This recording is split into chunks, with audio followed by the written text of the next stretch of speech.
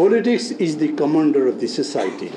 রাষ্ট্রকে নিয়ন্ত্রণ করে, পরিচালিত করে, উপরের দিকে নিয়ে যায়, সেটা রাজনীতি। আমরা সেই সুস্থ রাজনীতি চাই। কেউ যদি অসুস্থ রাজনীতি করে থাকে, দুর্বৃত্তায়িত রাজনীতি করে থাকে, তাদেরকে পরিহার করতে চাই। সেই জায়গায় একটা গঠনমূলক সুন্দর রাজনীতি গড়ে তোলা, এটাও আমাদের কাজ। আমরা তাই করব, কিন্তু রাজনীতির বাইরে যেতে পারবো না। বাংলাদেশেরও স্টেক আছে, আমাদেরও সম্ভব। যদি কেউ মনে করে ওরা বড় দেশ, ওরা যা ইচ্ছা তাই করতে পারে, আমি বলি আমরা ছোট দেশ হলেও শেষ পর্যন্ত এমন কিছু করতে পারি যাতে তাদের নিজেদের সংহতি দিয়ে উপস্থিত হতে পারে। অতএব আমরা কারো কাছে মাথা নত করবো না। ওই যে গল্প শুনেছেন না, পিঁপড়ার কি করতে পারে, বিরাট হাতি যায়। কিন্তু একসময় যখন দেখেছে উপরে একটা পাখি কোনো একটা কিছু ফেলবে তার মাথায়, একটা কামড় দিয়ে সে তার শত্রুকে বিপদ মুক্ত করেছে।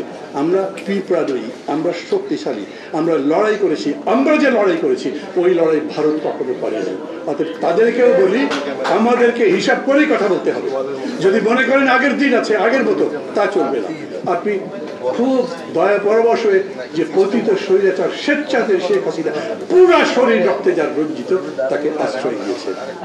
কতদিন রাখতে পারবেন? এখনই হিসাব করেন। আমাদের তার সাথে অনেক হিসাব বাকি আছে। সেই হিসাব শেখ হাসিনার সরকারের সবার সাথে করতে চাই। আমরা কাউকে খাতির করে চলবো না। আমরা বলেছি, ওই যে অর্থমন্ত্রী স্বরাষ্ট্রমন্ত্রী বলেছিলেন না, পুলিশ এরকম করে গুলি করে, বাজে কথা। পুলিশকে প্রত্যেকটা গুলির হিসাব দিতে হয়। এখন প্রত্যেকটা গুলির হিসাব আমরা চাই। কোথায় কোথায় কাকে কাকে গুলি করেছেন, কতগুলো মানুষ মারা গেছে, সবার ব্যাপারে জানতে চাই। সরকারকেও সেটা বলেছি। ওই যে দেখেছেন না, সাইদ এত বড় একজন, এই পুরো আন্দোলনের আলোর বাতির মতো, তার বিচার, তার তদন্ত কে করছে? আবার ওই পুলিশ। এবং পুলিশ কারা, যারা ওই থানার মধ্যেই এখন পর্যন্ত নিয়োজিত আছে। এগুলো হবে না। আপনাদের যতই ব্যস্ততা থাকুক, এই ধরনের কিছু কিছু প্রায়োরিটি ইস্যু আছে যেগুলো আপনাদের করতে হবে। এবং সবশেষে একটা কথা বলি, যত যাই বলেন, অনেকেই আছে না, মাঝখানে একটা শুরু হয়েছিল আন্দোলন যুবকদের মধ্যে, I hate politics movement, but politics is the commander of the society. রাষ্ট্রকে নিয়ন্ত্রণ করে, পরিচালিত করে, উপরের দিকে নিয়ে যায়, সেটা রাজনীতি। আমরা সেই সুস্থ রাজনীতি চাই। কেউ যদি অসুস্থ রাজনীতি করে থাকে, দুর্বৃত্তায়িত রাজনীতি করে থাকে, তাদেরকে পরিহার করতে চাই। সেই জায়গায় একটা গঠনমূলক সুন্দর রাজনীতি গড়ে তোলা, এটাও আমাদের কাজ। আমরা তাই করব, কিন্তু রাজনীতির বাইরে যেতে পারবো না। কিছু কিছু ভদ্রলোক এসে যদি বলেন এই রাজনীতি আমাদের সর্বনাশ করছে, সেই কথা ঠিক নয়। আমরা তো এটাও দেখতে পাচ্ছি, যারা ভদ্রলোক তারা একটা সমস্যা মোকাবেলাই করতে পারছেন না।